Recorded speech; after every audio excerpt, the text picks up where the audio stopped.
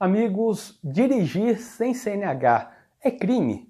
Meu nome é Vinícius Talon e neste vídeo eu vou falar sobre esse assunto. Vejam os artigos 309 e 310 do Código de Trânsito Brasileiro, o CTB. Vamos começar pelo artigo 309 do CTB.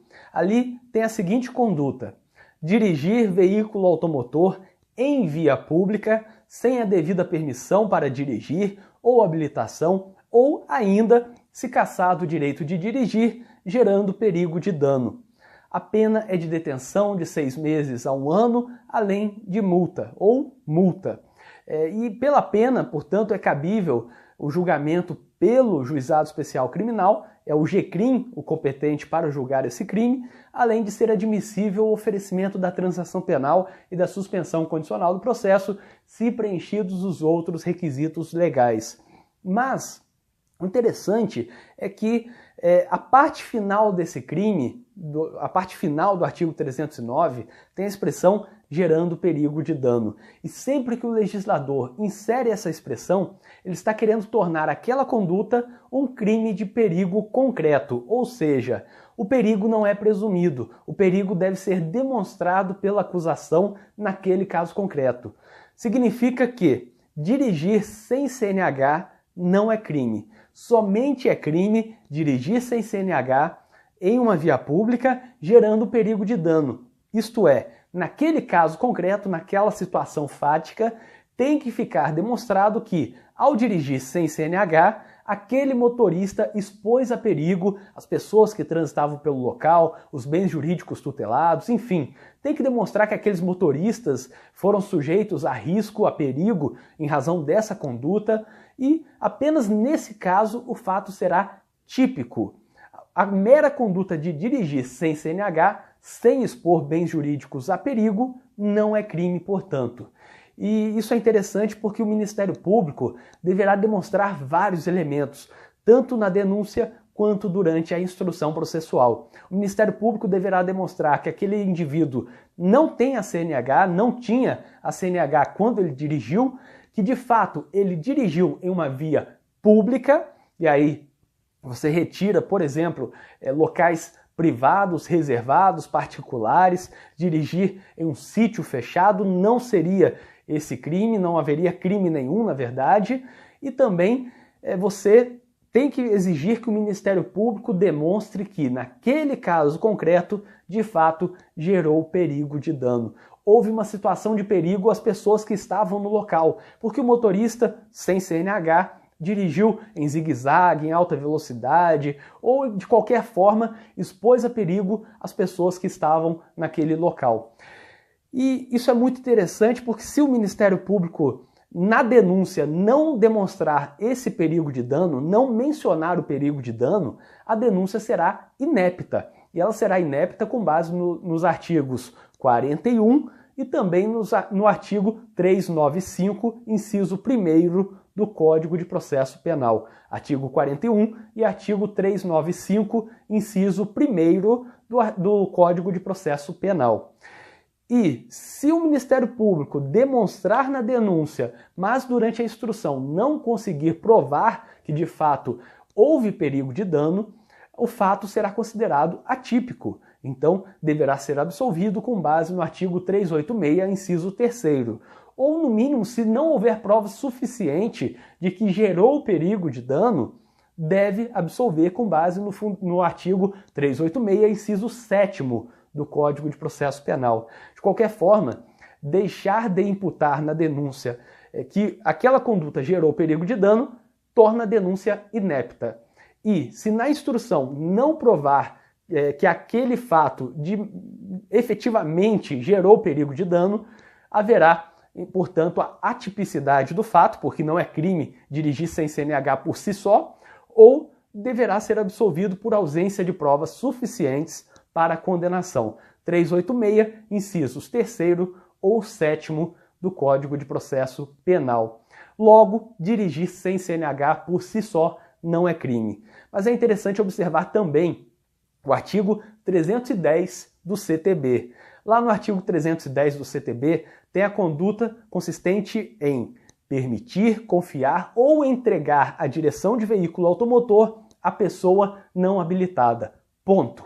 E a pena é de detenção de 6 meses a 1 ano ou multa. Significa as mesmas coisas que já falamos antes. Julgamento pelo GCRIM, pena, cabe, portanto, a transação penal e a suspensão condicional do processo, mas o ponto interessante do artigo 310 é que ele não menciona a expressão gerando perigo de dano.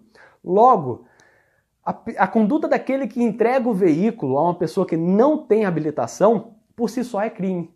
Por si só é crime. Não necessita que aquela pessoa que vá dirigir gere perigo de dano. Portanto, se o pai entrega a direção ao filho, nesse momento, o filho sem habilitação somente praticará crime se, além do fato de não ter habilitação, gerar perigo de dano. O pai, por outro lado, pelo mero fato de entregar a direção ao filho que não tem habilitação, cometerá o crime do artigo 310, independentemente de como esse filho vai dirigir. Se vai dirigir bem, mal, de forma perigosa ou de forma zelosa. E outro ponto também interessante é que o artigo 309 do CTB menciona que é crime dirigir se cassado o direito de dirigir, gerando perigo de dano. Portanto, se está cassado o direito de dirigir, só é crime se gerar perigo de dano. Por outro lado, a contradição é que, se suspenso o direito de dirigir, é crime por si só. Como assim? O artigo 307 do CTB tem a conduta daquele que comete o seguinte crime: violar a suspensão ou a proibição de se obter a permissão ou a habilitação para dirigir veículo automotor imposta com fundamento neste Código. A pena de detenção de 6 meses a 1 ano e multa também. Portanto, o artigo 307 tem a conduta de violar a suspensão de dirigir. E aí não fala em violar a suspensão e gerar perigo de dano. Basta a violação dessa suspensão do direito de dirigir. E qual é a contradição? Se você compara o 307 com o 309, você verá a seguinte contradição. Se o indivíduo apenas tem o seu direito de dirigir suspenso e dirige, é crime por si só. É crime por si só. Se o indivíduo teve cassado o seu direito de dirigir, que é uma punição administrativa muito maior do que a mera suspensão, ele não comete crime caso dirija, a não ser que gere perigo de dano. Então, o perigo de dano, para configurar o crime, é necessário em relação à conduta daquele que dirige tendo o seu direito de dirigir cassado. Para quem dirige com o seu direito de dirigir apenas suspenso, a lei, o artigo 307, não exige a demonstração do perigo de dano, o que é uma grande contradição, porque suspensão é uma punição administrativa muito menor do que a cassação. Então, há aqui uma contradição e é possível formar teses defensivas a partir dessa contradição. Por exemplo, se o artigo 309 do CTB, que trata da conduta daquele que dirige com seu direito de dirigir cassado, exige que gere perigo de dano, por um juízo de proporcionalidade, por um juízo aqui de legalidade, até de considerar que o nosso sistema deve ser interpretado em conjunto, é necessário reconhecer que no artigo 307, que é a conduta daquele que dirige com seu direito de dirigir apenas suspenso, também teria que exigir que configurasse ali o efetivo perigo de dano. Caso contrário, quem dirige com a suspensão praticaria crime por si só. E quem dirige, apesar do seu direito cassado, apenas praticaria crime se gerasse perigo de dano. Então, para equiparar, para que haja proporcionalidade no sistema, deveria exigir também o perigo de dano em relação àquele que dirige com o seu direito de dirigir suspenso.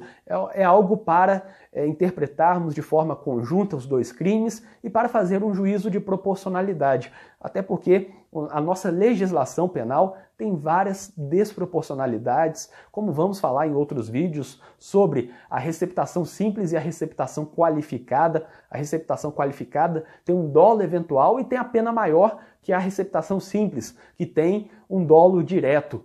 Ou no caso de concussão e o crime de corrupção passiva.